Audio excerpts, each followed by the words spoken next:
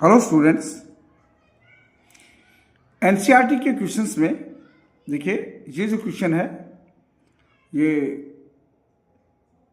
The book that saved the earth. इस question में, इस लेसन में से ये एक क्वेश्चन है जो बहुत ही इंपॉर्टेंट क्वेश्चन है और इसको आप लर्न कीजिएगा।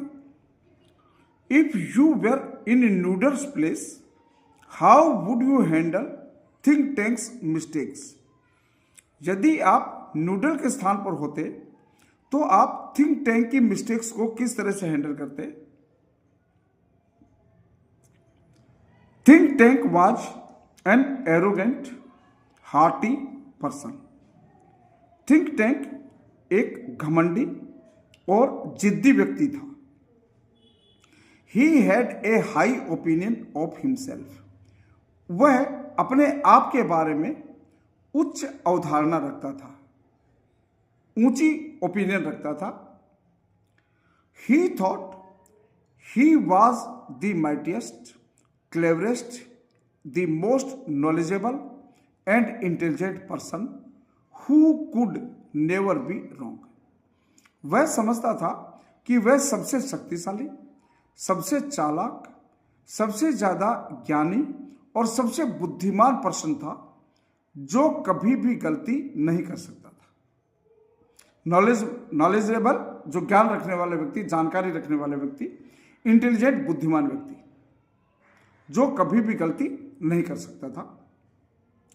सच पर्सन्स आर ओवर सेंसिटिव। ऐसे व्यक्ति ओवर सेंसिटिव होते हैं, सेंसिटिव भावुक यानी आवश्यकता से अधिक भाव होते हैं। And get easily hurt and annoyed, और बहुत ही जल्दी हर्ट भी हो जाते हैं और क्रोधित भी हो जाते हैं। If their mistake is pointed out to them directly, यदि उनकी गलती उन्हें सीधे बता दी जाए, यदि उनकी गलती उन्हें सीधी बता दी जाए तो वो बहुत ही जल्दी क्या हो जाते हैं, हर्ट भी हो जाते हैं और अनोयड भी हो जाते हैं। They would snub you. Snub means क्या होता है, इंसल्ट करना। वे तुम्हारा इंसल्ट करेंगे। And won't listen to you, और तुम्हारी कोई बात नहीं सुनेंगे।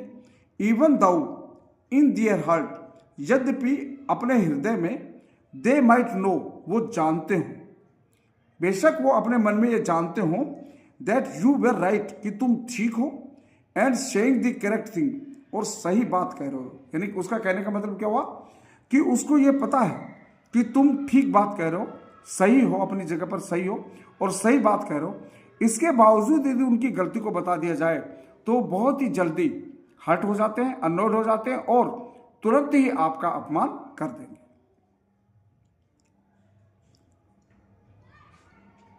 They should be handled with care and caution.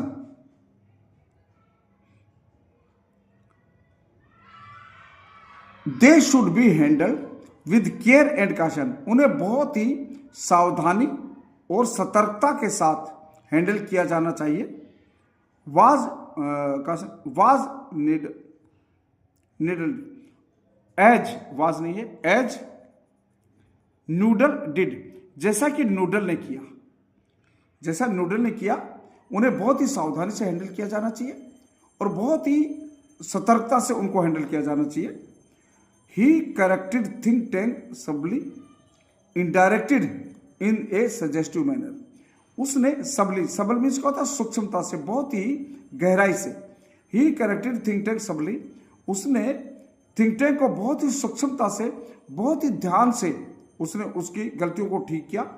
Indirected in a suggestive manner, और उसे एक सुझाव वाले तरीके से उसे बताया। नॉट ओनली दैट, केवल इतना ही नहीं, ही यूज्ड पोलाइट लैंग्वेज, उसने विनम्रता भरी भाषा का प्रयोग भी किया। Which made Think Tank listen to him, जिससे थिंक टैंक ने उसकी बातें सुनी। If I were in Noodle's place, अब ये देखिए प्रश्न पूछा है, if I were in Noodle's place, यदि मैं नूडल के स्थान पर होता, I would have done the same things, मैंने वही चीजें की होती। Handled Think Tank in this same manner, और थिंक टैंक को उसी मैनर से मैंने उसको हैंडल किया होता। I would have never made fully two point out his mistake point blank. मैंने कभी भी उसकी गलतियों को सीधे, पॉइंट ब्लैंक माने स्पष्ट, ये ईडियम होता है, पॉइंट ब्लैंक मुहावरा होता है, ये ईडियम यानी स्पष्ट, क्लियरली। मैंने उसकी गलतियों को सीधे स्पष्ट पॉइंट आउट करके करने की मूर्खता कभी भी नहीं की होती। एंड मेक हिम फील, और उसे यही महसूस करवाया होता that I was more knowledgeable than him, कि मैं उसे ये फील नहीं करवाया होता कि मैं उससे ज़्यादा ये जानकारी रखता हूँ। ठीक है, तो ये क्वेश्चन आप तैयार कीजिए, बहुत ही इंपॉर्टेंट क्वेश्चन है ये। और ये जो ऊपर का जो पोर्शन है ना, ये लगभग एनसीईआरटी के जो भी क्वेश्चन आएंगे सभी में इसका यूज होगा, तो इसको आप तैयार कर सकते हैं। ओके।